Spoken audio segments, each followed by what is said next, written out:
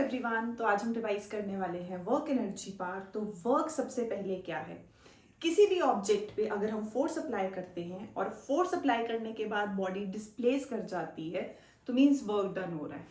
तो work done सबसे important दो फैक्टर्स पे डिपेंड करता है, फोर्स और डिस्प्लेसमेंट। ये बिल्कुल बेसिक चीज है जो हमने पहले भी पढ़ी है, लेकिन अभी हम एक चीज इसमें इंट्रोड्यूस करवाते हैं, एंगल, कि फोर्स और डिस्प्लेसमेंट के बीच में एंगल कितना है। तो एंगल डिसाइड करता है कि कौन सा वर्क डन होगा। तो वर्क डन क्या है? It is said to be done only when the force applied on the body makes the body move. तो अगर कोई बॉडी पे फोर्स अप्लाई हो रही है और फोर्स लगाने के बाद बॉडी डिस्प्लेस करेगी, तो दो मेजर हमारे पास कंडीशंस आ गई, वन इज फोर्स और सेकंड क्या है? डिस्प्लेसमेंट। तो वर्क डन ये प्रोडक्ट है फोर्स और डिस्प्लेसमेंट का, बट हम इसमें एंगल भी देखते हैं, फोर्स और डिस्प्लेसमेंट के बीच में कितना एंगल होगा। तो in general work done is force into displacement. तो work done F into S है। अगर दोनों में से कोई एक चीज जीरो हो जाती है, मींस अगर हमने फोर्स लगाई बट बॉडी डिस्प्लेस नहीं की तो भी वर्क डन जीरो। अगर फोर्स ही नहीं लग रही है तो वर्क डन जीरो होगा ही।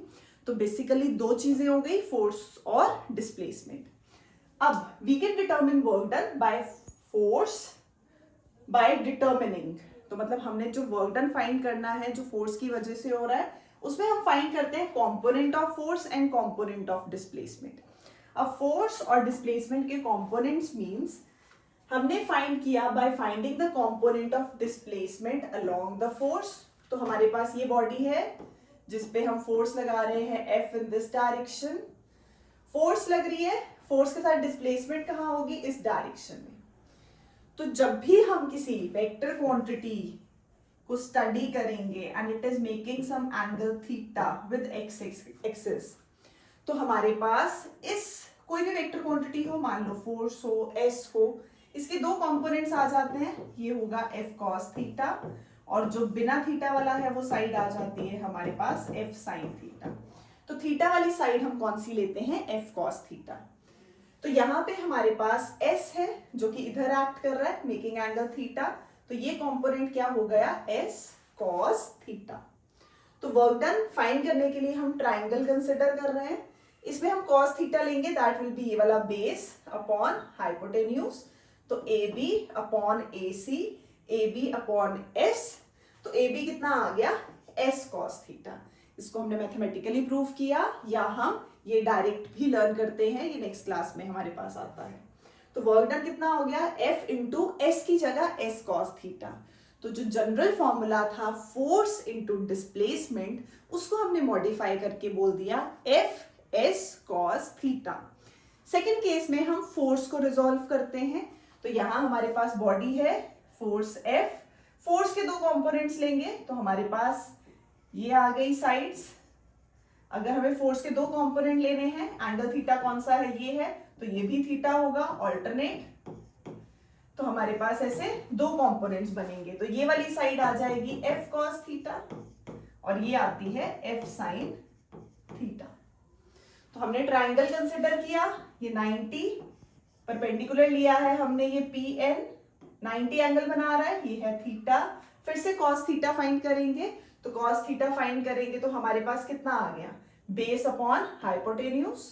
तो base upon hypotenuse means AN upon F, ये आ गया cos थीटा। तो AN will be F cos theta. तो फिर से पुट करेंगे, फोर्स इधर, डिस्प्लेसमेंट इधर, F cos theta into S। तो इस बार किसका कंपोनेंट है? इस बार कंपोनेंट है फोर्स का। किसकी डायरेक्शन में? In the direction of displacement. यहां किसका कंपोनेंट था? डिस्प्लेसमेंट का कंपोनेंट था in the direction of force. तो ये हमारे पास फॉर्मूला तो वही आ गया, F S cos थीटा। अब ये थीटा डिसाइड करता है कि वर्क डन कैसा होगा, पॉजिटिव, नेगेटिव या जीरो। अब cos 0 1, cos 180 -1 और cos 90 0 है। तो अगर cos 0 है मींस थीटा के साथ में कौन सी दो क्वांटिटीज लिखी है, हम उसको चेक करते हैं। तो cos थीटा के साथ लिखा है F और S। तो F और S के बीच में एंगल देखेंगे। हमने एक बॉल ली, हमने एक बॉल को नीचे की तरफ मारा, तो अप्लाइड फोर्स किस तरफ लगी, डाउनवर्ड, डिस्प्लेसमेंट भी किधर हो रही है, डाउनवर्ड, तो फोर्स भी इस तरफ, डिस्प्लेसमेंट भी इस तरफ, तो वर्क डन कैसा हो गया, जो थीटा है वो 0 डिग्री है, cos 0 1 है, तो वर्क डन होगा पॉजिटिव।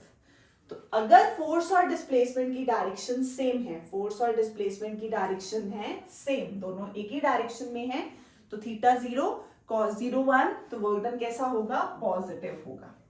तो इसमें हम केस ले सकते हैं in free fall, work done by the gravity. Applied force की बात नहीं करते, हमने फेंका, बट ग्रेविटी वो भी डाउनवर्ड डायरेक्शन में लग रही है और डिस्प्लेसमेंट भी डाउनवर्ड डायरेक्शन में है, तो एंगल होगा वो 0 degree. Work done bye a coolie in raising a load, तो उसने अभी नीचे से ऊपर उठाया, तो वर्क डन, फोर्स भी इस तरफ, अप्लाइड फोर्स, और डिस्प्लेसमेंट भी इस तरफ, तो दोनों की डायरेक्शन क्या हो गई, सेम हो गई।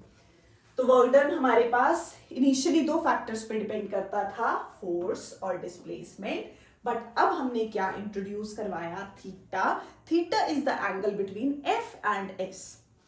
तो इसके बेसिस पे ये हमारे पास 2 तरह के प्रोडक्ट्स होते हैं, scalar product and vector product. तो बेसिकली ये स्केलर प्रोडक्ट है या डॉट प्रोडक्ट है, जिसमें हमारे पास आंसर क्या आता है, कॉस थीटा की टर्म्स में। वेक्टर में हमारे पास साइन थीटा आता है। तो इन जनरल वर्क डन कितना आ गया, एफ एस कॉस थीटा, अभी इतना चाहिए। फिर आया पॉजिटिव वर्क।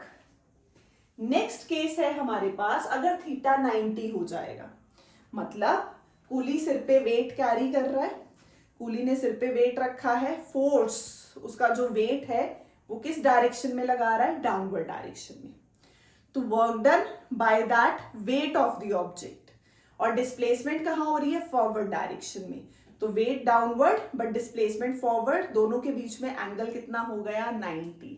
तो इसलिए बोलते हैं work done bye a coolie against force of gravity कितना होगा, 0 होगा।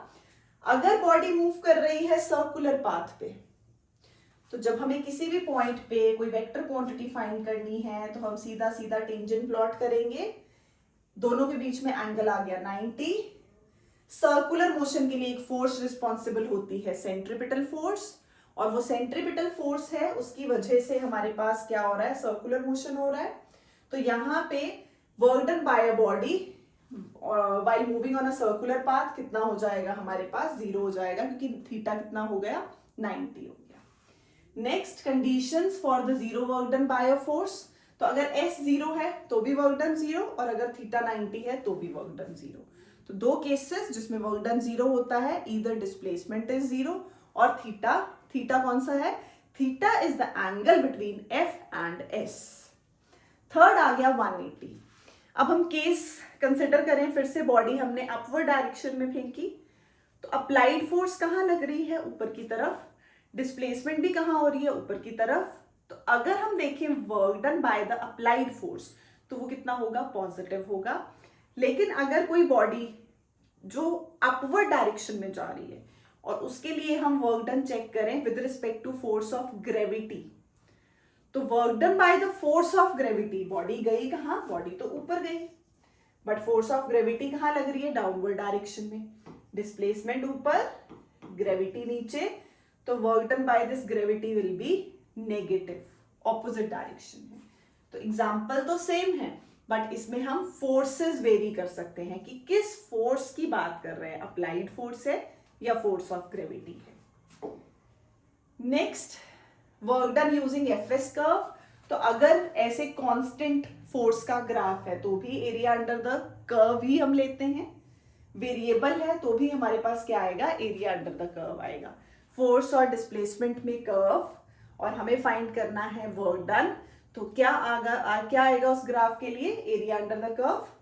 Next, work done by the force of gravity, तो फोर्स ऑफ ग्रेविटी, किसी भी बॉडी को आपने ऊपर की तरफ उठाया, work done in raising the object to height h, height h पे ले गए, हमने फोर्स लगाई अपवर्ड, बट वो फोर्स किसको बैलेंस कर रही है, बॉडी के वेट को, फोर्स ऊपर की तरफ, तो वर्क डन होगा फोर्स इनटू डिस्प्लेसमेंट, और थीटा होगा, क्योंकि फोर्स भी ऊपर डिस्प्लेसमेंट भी ऊपर, 0 degree, weight mg, displacement h, तो क्या आ गया mgh।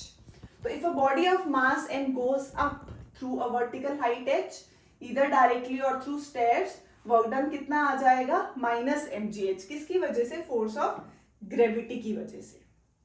ये तो अप्लाइड फोर्स होगा तो पॉजिटिव, ग्रेविटी का अभी पीछे किया एग्जांपल तो नेगेटिव।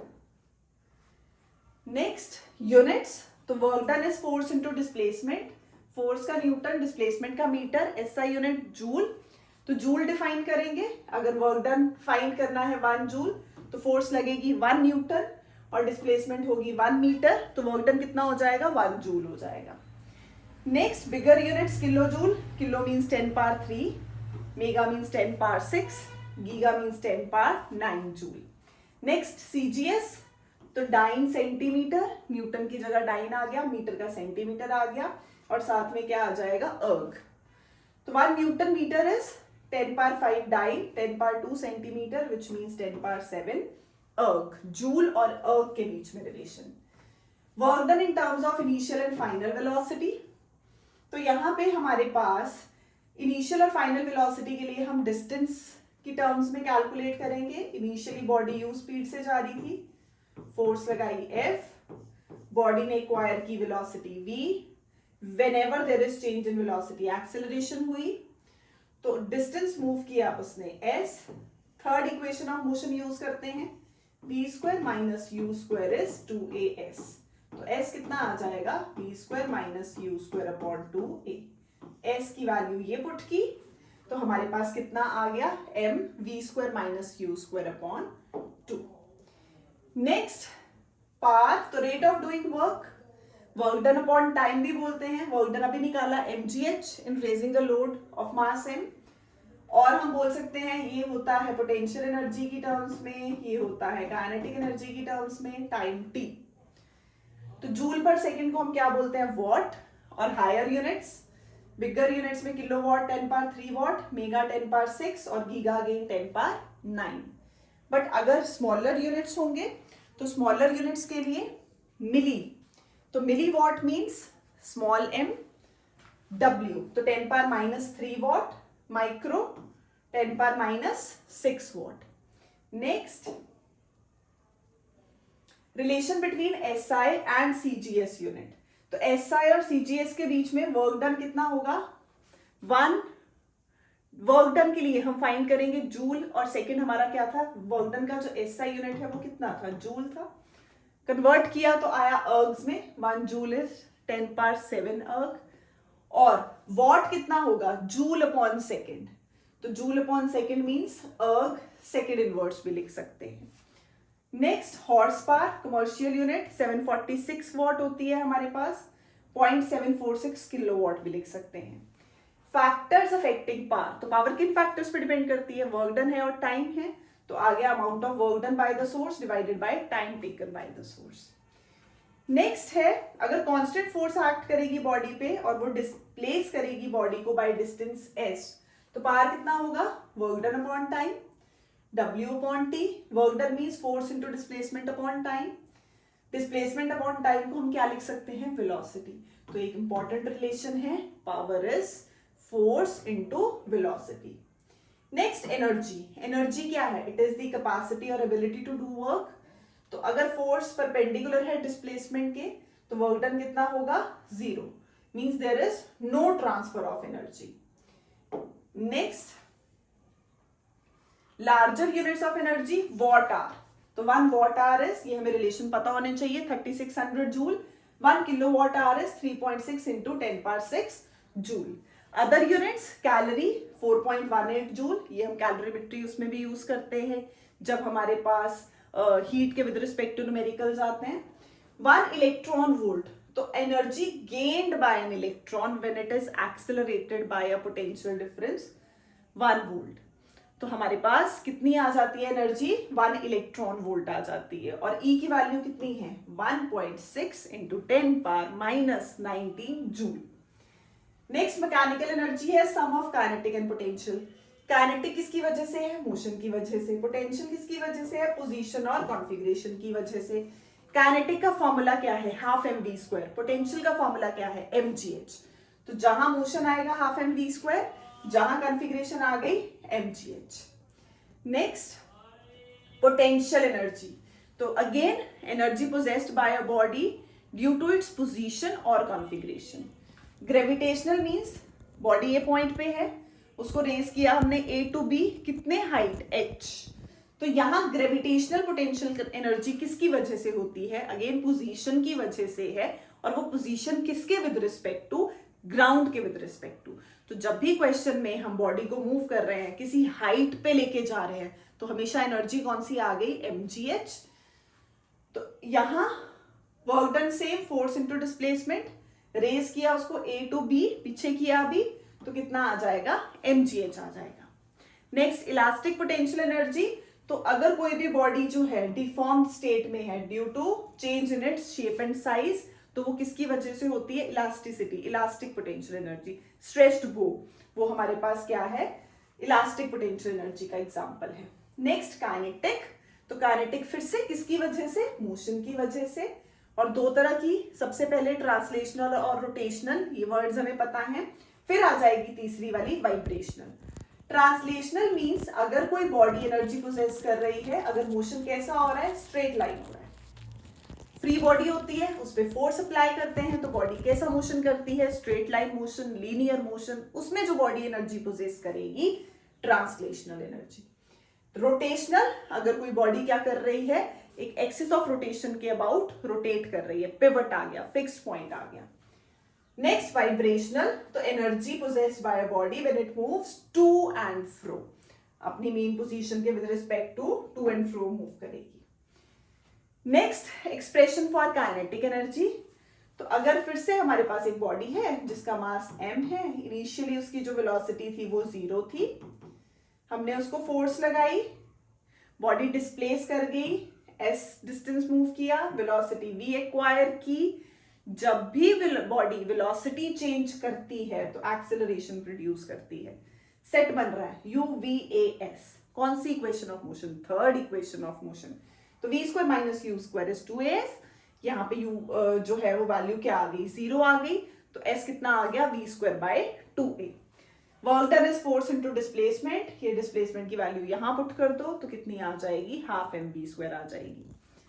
अगर केस 2 ले कि बॉडी जो है हमारे पास इनिशियली v वेलोसिटी से जा रही थी, फिर रेस्ट पे आ गई, तो यहां पे v 0 होगा और एक्सेलरेशन क्या आ जाएगी, माइनस, क्योंकि क्या हो रही है, रिटार्डेशन। तो ये दोनों केसेस पता होने चाहिए, अगर हम स्टार्टिंग 0 लेते हैं तो, अगर हम एंड 0 लेते हैं तो एक एक्सेलरेशन का केस है और एक रिटार्डेशन का है।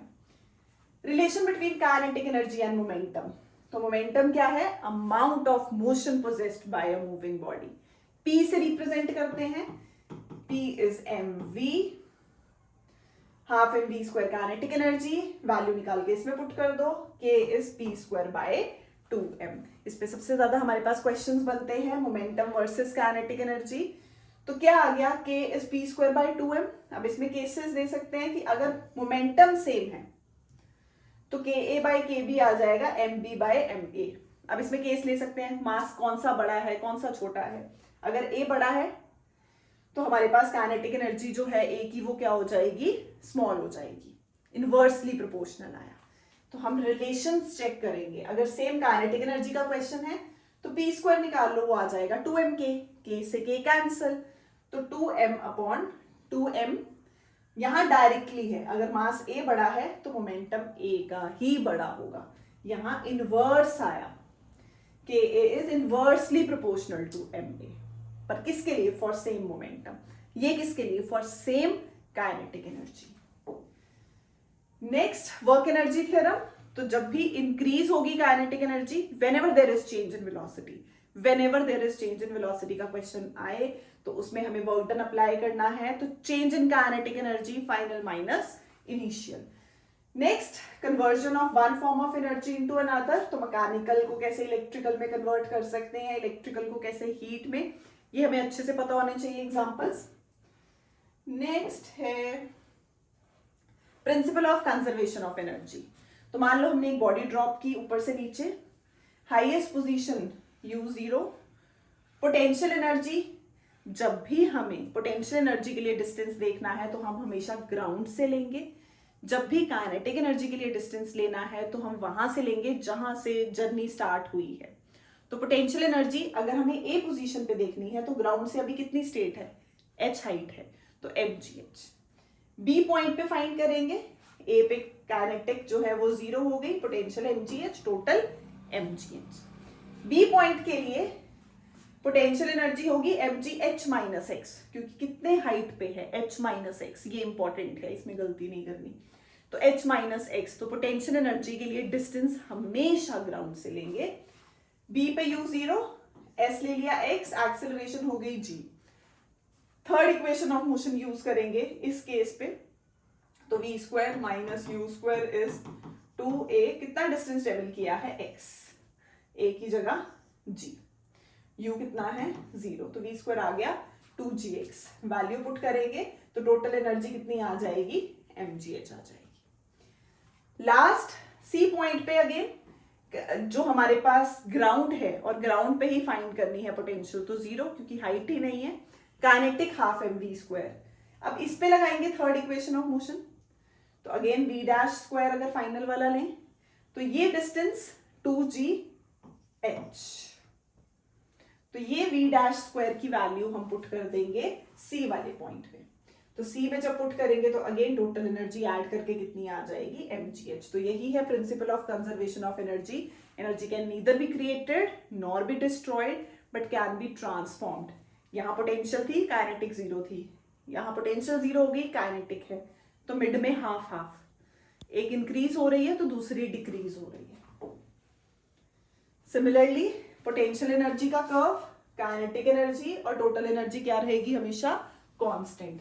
सेम केस पेंडुलम के लिए आता है, हाईएस्ट पॉइंट पे potential energy mgh but kinetic 0, potential energy mgh but kinetic 0। Mean position पे मैक्सिमम वेलोसिटी, तो यहाँ काइनेटिक होगी बट पोटेंशियल 0 होगी। ओके बेटू, बाय बाय।